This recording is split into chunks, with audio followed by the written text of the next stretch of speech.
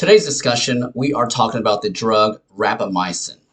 And rapamycin has historically been used as a drug for immunosuppression, kidney transplant, but today's context, I want to talk about rapamycin as a life extension / anti-aging type of drug.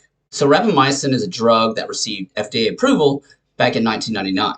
And historically, it's been used as a immunosuppressant. So when clients underwent a kidney transplant, they would take this medication, oftentimes in conjunction with taking other drugs such as cyclosporine and corticosteroids, and they would take rapamycin so that their body doesn't reject the kidney.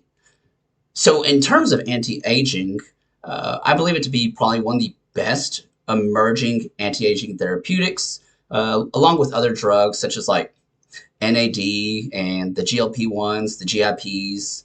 Methylene blue is another great one, and so is dasatinib. The discovery of rapamycin is actually rather interesting. So back in the 60s, researchers they're wondering, they're curious why inhabitants of Easter Island, they don't get tetanus, despite the fact that they walk around barefoot, they live barefoot, and they've spent centuries there, and yet tetanus doesn't affect them. So they evaluate soil samples, and the soil samples, they unfortunately, they didn't find anything about tetanus, but what they found was a bacteria that produces rapamycin. And it did this as a mechanism of survival because that product that the bacteria made, which is rapamycin, it has very potent anti-inflammatory, antifungal, and antimicrobial properties, and it did that as a way of survival.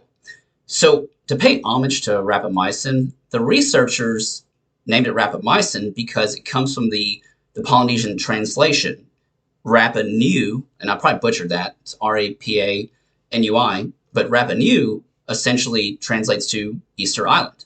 So as an immunosuppressant, rapamycin works through a few mechanisms of action. First, it inhibits T cell activation, and it also inhibits antibody production, hence why it was used for kidney transplants, because you don't want to build antibodies to a foreign organ in your body. It also inhibits various lymphatic growth factors, and it's a very, very extremely potent anti-inflammatory, but its principal mechanism of action is through the downregulation of mTOR signaling. And this is where rapamycin gets its purported anti-aging and life extension effects from, through the downregulation of mTOR signaling. And by downregulating mTOR signaling, essentially you can slow down what's called geroconversion. And geroconversion is just a nice way of saying healthy cells becoming old, senescent cells.